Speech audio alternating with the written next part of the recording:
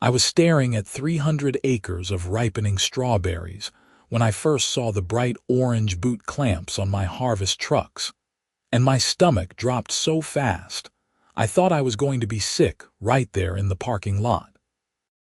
My name is Lucas Jameson, and I own Jameson Farms, a fourth-generation agricultural operation outside Salinas, California. We specialize in strawberries, and mid-May is when everything happens. The berries ripen fast, and if you don't pick them within a 48-hour window, you lose them. Simple as that. My grandfather taught me that when I was 6 years old, and I've lived by it ever since. This particular season, we were looking at our biggest harvest in 5 years. The weather had been perfect, the plants were healthy, and I had contracts with 3 major distributors waiting for delivery. Everything was lined up perfectly until it wasn't. I walked closer to the trucks, my boots crunching on the gravel. There were 4 of them, our entire fleet of refrigerated harvest vehicles, all parked in the equipment lot where they should have been ready to roll out at dawn. Each one had 2 orange clamps on the wheels, and attached to each windshield was a laminated notice in a plastic sleeve. I ripped one off and read it, then read it again because I couldn't believe what I was seeing. Vehicle Immobilization Notice. By order of the Meadowbrook Hills Homeowners Association. These vehicles have been immobilized due to violation of Section 14.7 of the CC and Articles regarding commercial vehicle storage in residential zones. Vehicles may not be removed until all fines are paid in full and proper storage arrangements are made. Contact Brenda Morrison, HOA President. My hands were shaking. Meadowbrook Hills. That was the housing development that had sprung up 3 years ago, right on the border of my property. When they first broke ground, I didn't think much of it.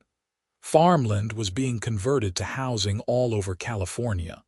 It happened, but my farm had been here since 1947, and I owned my land outright. The equipment lot where I parked my trucks was on my property, a quarter-mile from my house, which was also on my property. I pulled out my phone and called my farm manager, Tony Reeves. "Tony, get down to the equipment lot right now." "What's wrong?" "Just get here." He showed up 5 minutes later in his pickup, took one look at the trucks, and let out a stream of profanity that would have made a sailor proud. "Who did this?" he demanded. "HOA. Meadowbrook Hills. That's not even possible. This is our land. They have no jurisdiction here." "Apparently they think they do." I held up the notice. "They're claiming we're in violation of some rule about commercial vehicles." Tony snatched the paper from my hand and read it, his face getting redder with each word. "This is insane. We need these trucks today. The strawberries in Section C are ready right now." I knew that. I'd spent the last 2 weeks monitoring every field, checking the color and firmness of the berries, coordinating with my picking crew. We had 40 workers scheduled to start at 6 in the morning, which was exactly 3 hours from now. They'd pick the berries, load them into crates, and we'd transport them in the refrigerated trucks to keep them fresh. Without the trucks, the whole operation fell apart. "I'm calling this Brenda Morrison right now," I said. I dialed the number on the notice. It rang 4 times before going to voicemail. I tried again. Same thing. I tried a 3rd time, and finally someone picked up. "This is Brenda Morrison." The voice was clipped and professional. "This is Lucas Jameson. You put boots on my trucks." "Mr. Jameson, yes. We've been trying to reach you for weeks about your violation." "What violation?"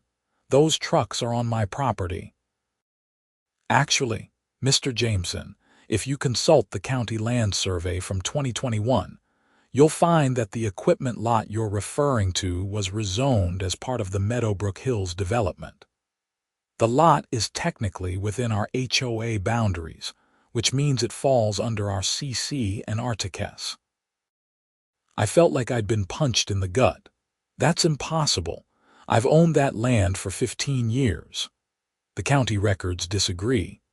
Now, if you'd like to discuss payment arrangements for the fines and make alternative parking arrangements, my office hours are Monday through Friday, 9 to 5.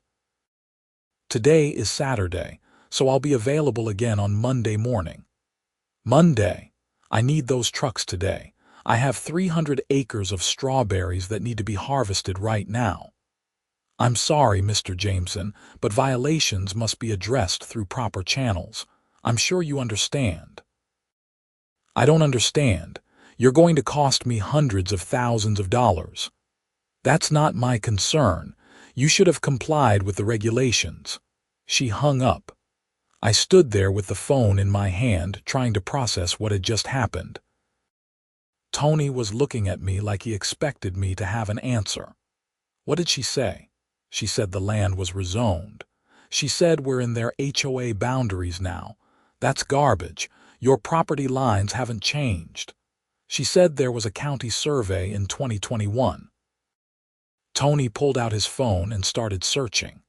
I did the same. It took me 20 minutes of digging through county records online, but I finally found it. There had been a boundary adjustment in 2021, part of the approval process for the Meadowbrook Hills development. And somehow, someway, a thin strip of my land, including the equipment lot, had been rezoned and incorporated into the development's boundaries. I felt sick. How did we not know about this? Tony asked. I don't know. There should have been notices. There should have been hearings. Well, there obviously weren't, or we would have fought it. I called my lawyer, Michael Chen, even though it was 6 in the morning on a Saturday. He answered on the third ring, sounding groggy. Lucas, what's wrong? I explained the situation as quickly as I could. He was quiet for a long moment. How much are we talking about if you can't harvest? $250,000 minimum. Maybe more depending on what else ripens while the trucks are locked down. Okay, this is what we do. First, you need to rent replacement trucks immediately. I know it's expensive, but you need to get that harvest in. Second, I'll file an emergency motion on Monday morning to get those clamps removed and challenge the property boundary. Third, we're going to dig into how this rezoning happened without you being notified. Rental trucks in Salinas during harvest season. Try Fresno. Try anywhere. But you need to move fast. I spent the next 2 hours on the phone, calling every truck rental company within 100 miles. It was harvest season, which meant every refrigerated truck was already spoken for. I finally found a company in Bakersfield that had 2 trucks available, but they wanted twice the normal rate because it was last minute, plus a premium for the distance. I didn't have a choice. I booked them. The trucks wouldn't arrive until noon, which meant we'd already lost half a day.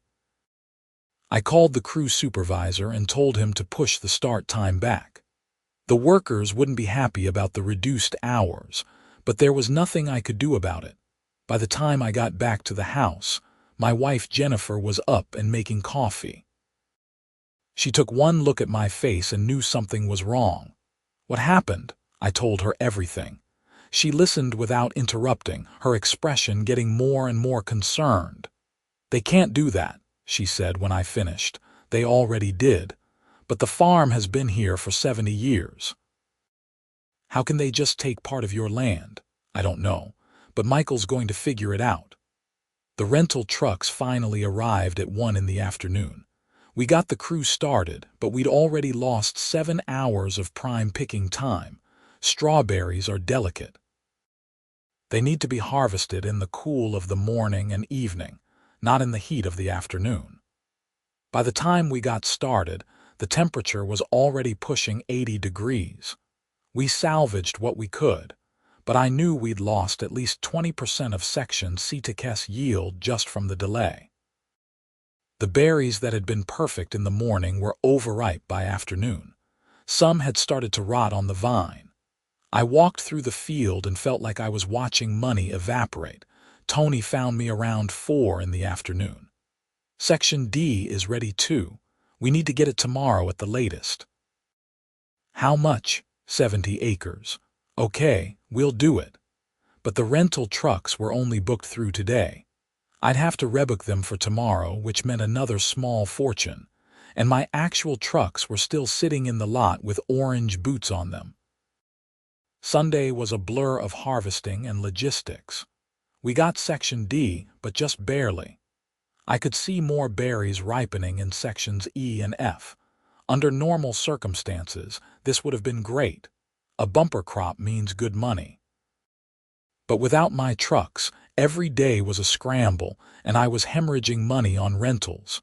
Monday morning, I was at Michael Chen's office at 8:30, half an hour before he officially opened. He let me in anyway. I filed the emergency motion first thing this morning, he said. The judge is reviewing it now, but Lucas, I need to show you something. He pulled up a document on his computer. It was the county rezoning approval from 2021. There were public notices, 3 of them. They were published in the Salinas Californian, and notices were mailed to all affected property owners. I never got a notice. What address do they have on file for you? I looked at the screen. The address listed was my old apartment in San Jose, the place I'd lived when I first bought the farm. I'd moved to the farmhouse 12 years ago. That's not my current address. Did you file a change of address with the county assessor? I tried to remember. I definitely updated my address with the post office, with the DMV, with the IRS. But the county assessor, I honestly couldn't remember. I don't know. Michael pulled up another screen. According to their records, your mailing address is still the San Jose apartment. So legally, they fulfilled their obligation to notify you. The notices were sent to the address they had on file. But I live on the farm. Everyone knows that. I pay property taxes on the farmhouse. The taxes are being sent to the San Jose address too. Are you getting them? I nodded slowly. They're being forwarded. The new tenants at the apartment building know to forward my mail. But apparently not consistently, because you never got the rezoning notices. So what does this mean? It means we have a weaker case than I thought. They followed proper procedure. The fact that you didn't receive the notices because of your own address error makes it harder to challenge the rezoning. I felt the walls closing in. What about the boots on the trucks? They can't just immobilize my vehicles. Actually, if the property is within their HOA boundaries and you're in violation of the CC and Articus, they might have that authority. I need to review their governing documents, but a lot of HOAs in California have pretty broad enforcement powers. So I'm just screwed, not necessarily. We can still argue that the rezoning was improper because you own the land outright, and it shouldn't have been included in the HOA boundaries without your explicit consent. But it's going to be a long fight, and in the meantime, you need to deal with the immediate problem, which is pay the fines, get your trucks back, and figure out a new place to park them until we resolve this. I didn't want to give Brenda Morrison a single cent, but I didn't have a choice. I drove to the Meadowbrook Hills HOA office, which was located in a fancy clubhouse at the entrance to the development. The place looked like something out of a resort brochure, with pristine landscaping and a fountain in the courtyard. Brenda Morrison's office was on the 2nd floor. Her secretary, a younger woman with a name tag that said Amy, told me to wait. I sat in an uncomfortable chair for 45 minutes before Brenda finally saw me. She was exactly what I expected. Mid-50s, perfectly styled blonde hair, expensive clothes, and an expression that suggested she smelled something unpleasant. Mr. Jameson, thank you for coming in. I'm here to pay the fines and get my trucks back. Of course. Let me pull up your account. She typed on her computer for a moment. The fines for commercial vehicle storage in a residential zone are $500 per vehicle per day. You have 4 vehicles, and they've been in violation for 3 days, so that's $6,000. 3 days. You just booted them on Saturday. The violation began on Thursday when we first documented the commercial vehicles. We issued the immobilization order on Saturday. I was never told about any violation on Thursday. A notice was placed on each vehicle. There was no notice on Thursday. I was there Thursday afternoon. She gave me a thin smile. Perhaps someone removed them. Regardless, the fines stand. I wanted to argue, but I didn't have time. Every hour my trucks were locked down was more money lost. I pulled out my checkbook. Fine, $6,000, now remove the boots. There's also the matter of future compliance. You'll need to remove the vehicles from the HOA property within 24 hours and ensure they're not parked there again. Where am I supposed to park 4 commercial trucks? That's not my concern, Mr. Jameson. But I'd suggest looking into commercial storage facilities. There are several in Salinas. I wrote the check, my hand shaking with anger. She took it with a satisfied expression. The boots will be removed this afternoon. You'll receive a confirmation email. I left without another word, afraid of what I might say if I stayed. When I got to my truck, I sat in the parking lot for 5 minutes trying to calm down. Then I called Tony. I paid the fines. Trucks should be free this afternoon. Where are we going to park them? I don't know yet. I'm working on it. I spent the rest of the day calling storage facilities. Most of them didn't have space for 4 large trucks. The ones that did wanted premium rates because refrigerated trucks required electrical hookups.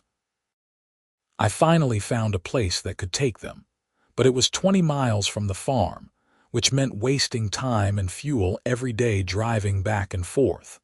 By the time I got the trucks moved Tuesday evening, I'd lost 3 full days of harvest time. Section E was overripe, and I had to make the call to plow half of it under because the berries were already rotting. That was 35 acres and about $60,000 just gone. Jennifer found me sitting on the porch that night staring at the fields. "How bad is it?" she asked. "Bad. We're down at least $100,000 already, and we're only halfway through the season." She sat down next to me. "What did Michael say about the legal case?" "He's filing motions, but it's going to take time. Months probably, maybe longer." "Can we afford that?" I didn't answer because I wasn't sure. The farm did well in good years, but we'd had some tough seasons recently. Last year, a late frost had damaged the early crop. The year before that, drought conditions had increased water costs. We had some savings, but they weren't unlimited. Wednesday morning, I drove out to check Section F and found Brenda Morrison standing in my field with a camera. "What are you doing?" I called out. She turned, not looking the slightest bit embarrassed. "Documenting additional violations." "You're on my property." "Actually, I'm on HOA property. This section of the field extends into our boundaries as well." I pulled up the property map on my phone and checked. She was right. The rezoning had taken a narrow strip along the eastern edge of my farm, and Section F bordered that strip. "What violations?" "Your irrigation system is running drainage into HOA property. That's a water management violation under Section 22.3 of our CC and RTCS. Also, you have agricultural workers operating before 7 in the morning, which violates our noise ordinance. This is a farm. We start work at dawn." "Not anymore." "Not if your operations impact HOA residents. We've had multiple complaints about noise from machinery and workers." "Who's complaining?" "The nearest house is half a mile away. Complaints are confidential, but they're valid, and we will be enforcing compliance." She took a few more photos and walked away, leaving me standing in the field, wondering what fresh hell was coming next. The answer came Friday afternoon, when I received a cease and desist letter from the HOA's attorney. It demanded that I stop all agricultural operations on the portions of my farm that fell within HOA boundaries, pending an environmental impact review. It also demanded payment of additional fines for water management violations and noise violations, totaling another $8,000. I called Michael immediately. "They can't do this," I said. "They can't just shut down my farm. Unfortunately, if the land is within their boundaries and they have environmental regulations in the CC and Articus, they might be able to force a review. It's unusual but not impossible." "How long does an environmental review take?" "Months, maybe a year." "I don't have a year. I don't even have a month. The strawberries are ripening right now." "I know. Let me see what I can do. I'll try to get an injunction to block their cease and desist." But by Monday, when Michael filed for the injunction, it was too late. Brenda Morrison had gotten the county involved, citing environmental concerns about agricultural runoff. The county inspector showed up Tuesday morning and shut down my irrigation system pending a review. Without irrigation, the berries died on the vine. Strawberries need consistent water, especially during the growing season. I watched helplessly as Section F withered and dried up. Another 90 acres, another $150,000. Tony came to me on Thursday morning, hat in hand. "Lucas, I need to talk to you." I knew what was coming. "You're leaving." "I can't afford to stay. You can't afford to pay me. The farm is bleeding money and I've got a family to support. I'm sorry." "I understand." He left and I didn't blame him. I was barely paying myself at this point. Jennifer and I had a long conversation that night about finances. We'd burned through most of our savings covering fines and rental equipment. The lost harvest meant we couldn't fulfill our contracts with the distributors, who were now threatening to sue us for breach. The bank was getting nervous about our operating loan. "We might lose the farm," I said quietly. Jennifer's face was pale, but she didn't cry. She'd been raised on a farm too. She knew how precarious it all was. "Let's not give up yet. Michael's still working on the case." But Michael's news wasn't good. On Friday, he called to tell me that the judge had denied the emergency injunction. The judge ruled that the HOA has legitimate authority over the rezoned land, and until we can prove otherwise in a full trial, their regulations stand. "When's the trial?" "We have a date in October." "October, that's 5 months away. The entire season will be over by then." "I know. I'm sorry, Lucas. I'm doing everything I can." I spent the weekend walking the fields, looking at all the rotting fruit. It was everywhere now. Section C was a complete loss. Section D was mostly gone. Section E was plowed under. Section F was dying. The only sections that were still viable were the ones on the western side of the property, the parts that hadn't been rezoned. But those sections were smaller, and they weren't enough to cover our costs. On Monday, I got another letter from Brenda Morrison.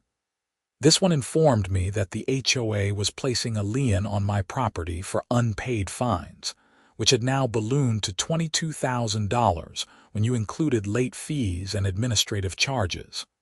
I drove to the HOA office without calling first. Amy tried to tell me Brenda was busy, but I walked past her desk and into Brenda's office. Brenda looked up, startled. "Mr. Jameson, you can't just barge in here." "Why are you doing this?" I demanded. "What did I ever do to you? This isn't personal." "It's about maintaining standards in our community. Your community is a bunch of overpriced houses that were built on farmland. My farm was here first. My family has been here for 4 generations. That doesn't give you the right to ignore regulations. You're destroying my livelihood. You're destroying everything my family built." She stood up, her face cold. "If you can't comply with the rules, then perhaps you shouldn't be farming here. Now please leave or I'll call security." I left, but not because I was afraid of security. I left because I realized something. This wasn't about regulations or standards or community values. This was about something else. This was deliberate.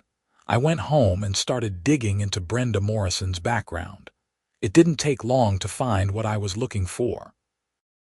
Brenda Morrison was married to David Morrison, a real estate developer. And David Morrison was the principal owner of Morrison Development Corporation, the company that had built Meadowbrook Hills. More importantly, David Morrison had tried to buy my farm 3 years ago, right before they broke ground on the development. He'd offered me a fair price, but I'd turned him down. The farm wasn't for sale. It was my heritage. Now it all made sense. They couldn't buy me out, so they'd found another way to get rid of me. Rezone part of my land, drag me into their HOA, and then use bogus violations to shut me down until I was forced to sell. I showed my findings to Michael. This could be conspiracy to commit fraud, he said. If we can prove they deliberately rezoned your land to force you out, that's a serious legal problem for them. How do we prove it? We need evidence. Emails, documents, anything that shows intent. Where do we get that? That's the hard part, but I'll start with depositions. We'll depose Brenda Morrison and her husband, and we'll see what comes out. But depositions took time, and I didn't have time. By mid-June, the entire eastern half of my farm was a write-off. The strawberries had rotted in the fields, just like the title of my nightmare suggested. I'd lost somewhere around $400,000 in crop value, and that didn't count the fines, legal fees, and lost contracts. The bank called in July to discuss my loan. Mr. Jameson, we're concerned about your ability to repay. I'm working on it. I have a legal case going. That's not really our concern. We need to see revenue, and we're not seeing it. The season was sabotaged. Once I win my case, I'll be able to recover. We'll need to see some good faith payments in the meantime, or we'll be forced to consider foreclosure proceedings. I made a payment I couldn't afford, just to buy myself more time. In August, Michael finally got his depositions. Brenda Morrison claimed everything was by the book. David Morrison said he had nothing to do with the HOA, even though he'd built the development and sold the houses. They were both polished and careful, giving nothing away. But Michael's investigator found something else. There were emails between Brenda and the county planning commissioner, suggesting that the rezoning had been pushed through quickly and quietly, with minimal public comment period. It wasn't quite smoking gun evidence, but it was enough to raise questions. Michael filed an amended complaint, adding allegations of fraud and conspiracy. The Morrisons' attorney immediately filed a motion to dismiss, claiming the allegations were baseless. The hearing was scheduled for September. In the meantime, I couldn't farm the eastern sections of my land. The cease and desist order was still in effect. The environmental review was ongoing, though everyone involved seemed to be moving at a glacial pace. I strongly suspected Brenda Morrison was behind the delays. I planted winter vegetables in the western sections, trying to generate some income. But my heart wasn't in it. Every time I looked east, I saw the wasted fields and remembered the rotting strawberries. Jennifer got a job in town, working at a real estate office to help cover our personal expenses. We didn't talk about it much, but I knew she was scared. I was scared too. The hearing in September went better than I expected. The judge was clearly skeptical of the HOA's position, especially when Michael presented evidence of the rushed rezoning process. It does appear that there were some procedural irregularities, the judge said. I'm not prepared to dismiss these claims at this stage. We'll proceed to discovery. That was good news, but it didn't solve my immediate problems. I was still broke, the farm was still half shut down, and the season was over. In October, Michael's investigator hit pay dirt. He found an email from David Morrison to a county planning commissioner, dated 2 months before the rezoning vote. The email explicitly mentioned that the rezoning would help resolve the holdout situation with my farm. A holdout situation. That was developer speak for a property owner who won't sell. Michael filed the email as evidence and immediately contacted the district attorney's office. If David Morrison had bribed or improperly influenced a county official to rezone my land without proper notification, that was criminal. The DA's office opened an investigation in November. Things moved slowly after that, but they moved. In December, the county planning commissioner resigned suddenly, citing health reasons.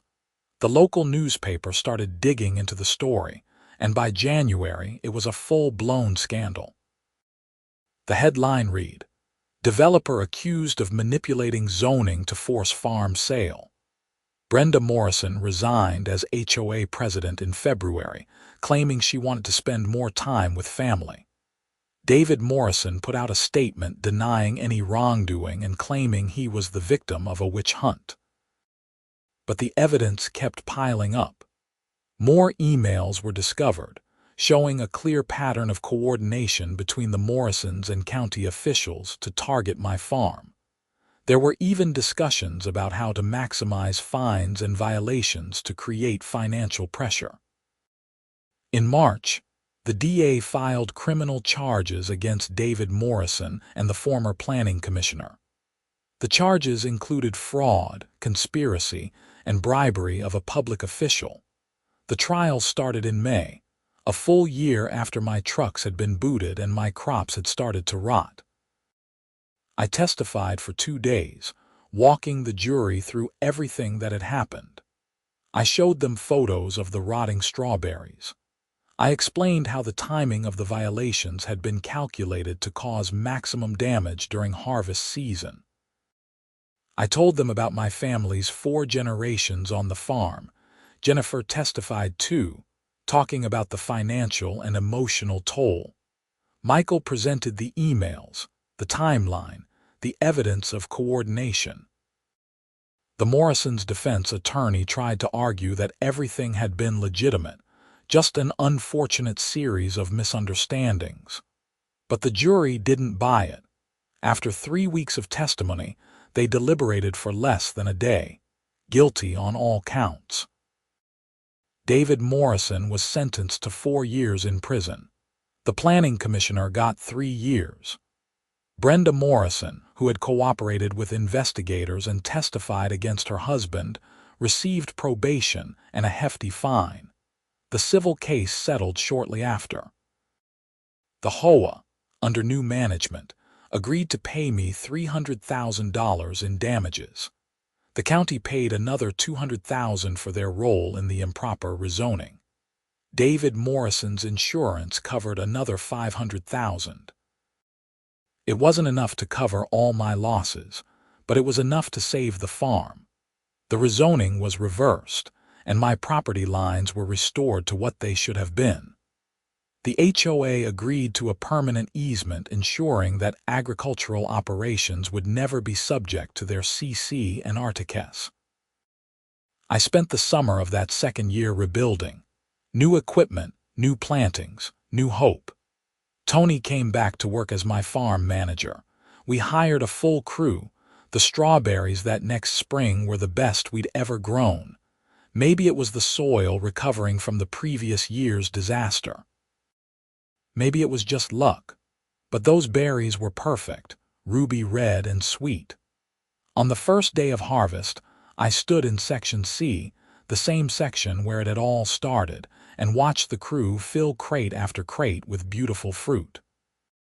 The refrigerated trucks, my trucks, were parked right where they belonged, on my land, ready to transport the harvest. Jennifer came out to the field to find me. She wrapped her arm around my waist and leaned against me. "You did it," she said. "We did it," I corrected. She smiled. "So what now?" "Now we farm, like we always have, like we always will." I thought about my grandfather who'd bought this land in 1947 and planted the first strawberries. I thought about my father who'd expanded the operation and modernized it. I thought about everything they'd built and how close I'd come to losing it. But I hadn't lost it. The farm was still here. My family's legacy was still here, and no HOA was ever going to take it away again. The harvest that year was worth $600,000, a record for Jameson Farms. We paid off the bank loan, rebuilt our savings, and even expanded into organic strawberries, which commanded premium prices. Meadowbrook Hills got a new HOA board, and they bent over backwards to be good neighbors. They invited me to their annual community barbecue. I went, mostly to be polite, and was surprised to find that most of the residents were actually decent people who'd had no idea what Brenda Morrison had been doing. One of them, a retired engineer named Robert, apologized on behalf of the whole community. "We bought houses here because we liked the area," he said. "We didn't know the developer was trying to run you out. That's not what we're about." I appreciated that. It reminded me that organizations, even HOAs, are only as good or bad as the people running them. The county implemented new regulations requiring more transparency in rezoning processes and stricter notification requirements. They also set up a fund to compensate property owners who'd been affected by the previous commissioner's corruption. I testified before the County Board of Supervisors about the need for protections for agricultural land, and they passed an ordinance making it much harder to rezone active farmland without the owner's explicit consent. Life slowly returned to normal, or at least a new normal.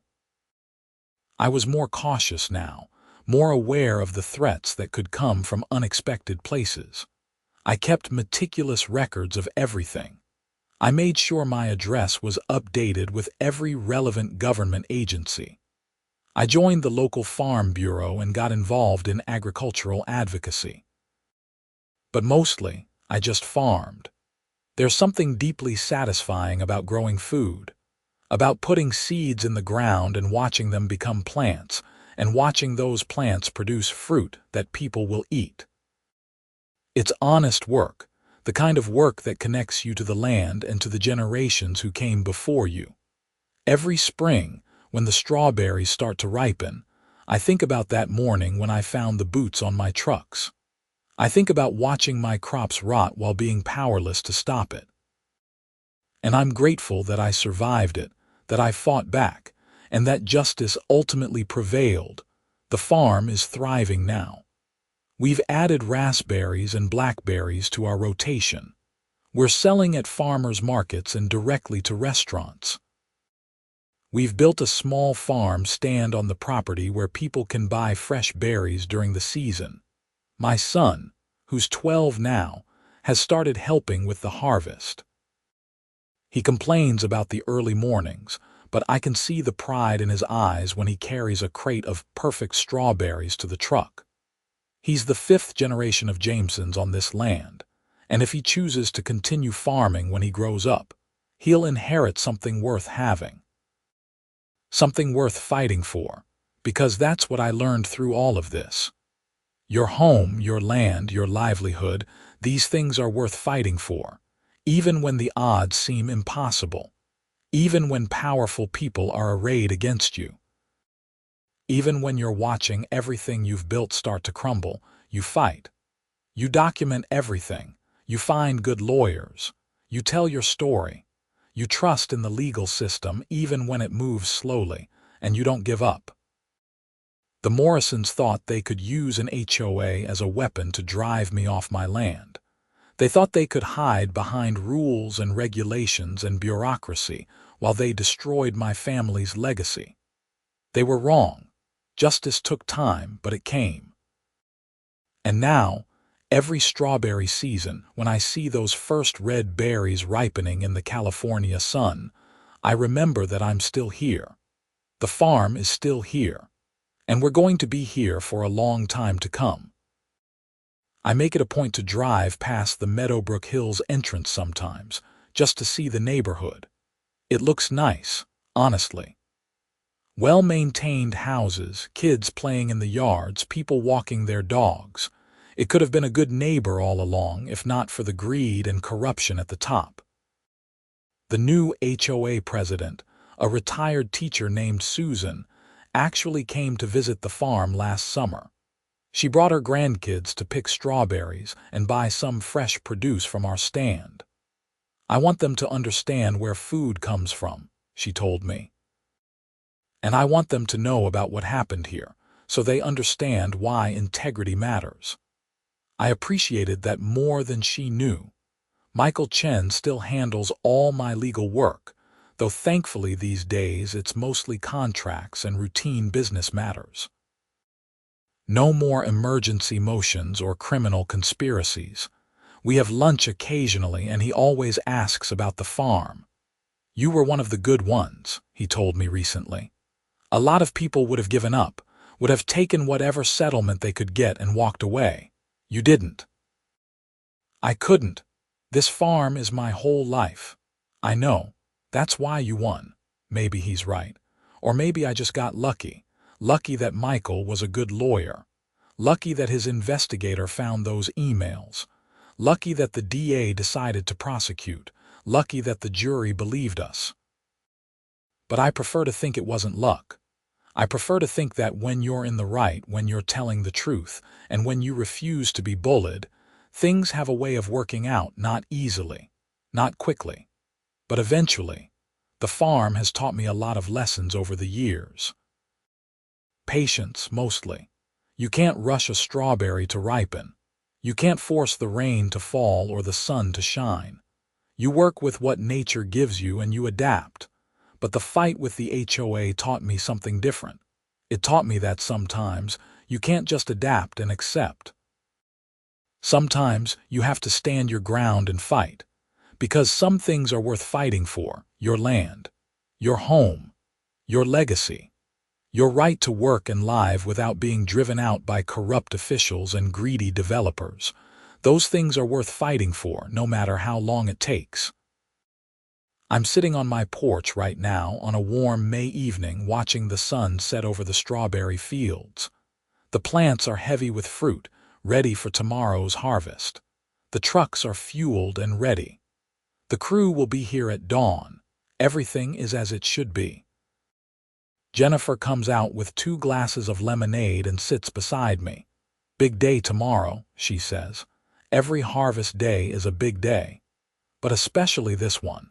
It's been 2 years. 2 years since the boots on the trucks. 2 years since I watched my crops rot. 2 years since the beginning of the worst experience of my life, and also, in a strange way, one of the most important, because I learned what I was made of.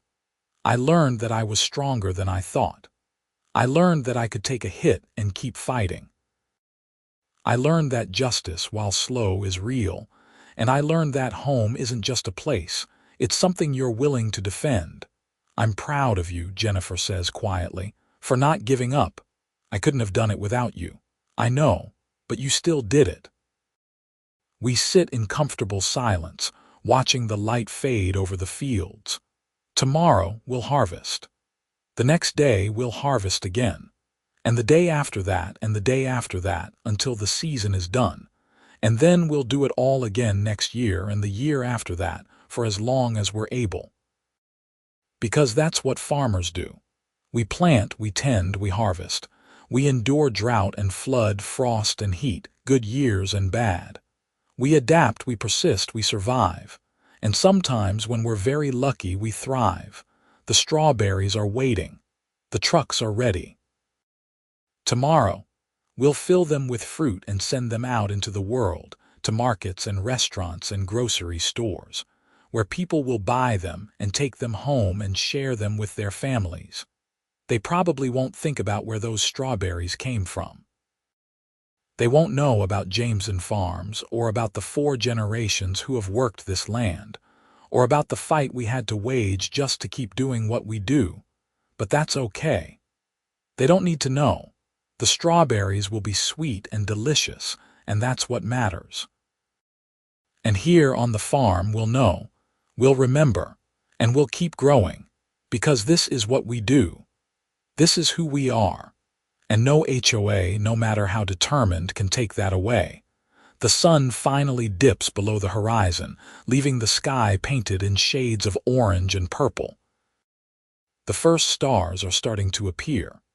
Jennifer and I finish our lemonade and head inside, ready for an early night before tomorrow's early start. As I lock the door behind us, I take one last look at the fields, at the land my grandfather bought almost 80 years ago. The land that almost slipped away. The land that's now secure, protected, safe for future generations. And I smile because I know something that Brenda Morrison never understood, something that David Morrison couldn't comprehend, something that no HOA board or corrupt official will ever be able to change. This land isn't just property. It's not just an investment or an asset or something to be bought and sold. It's home. And you can't zone that away.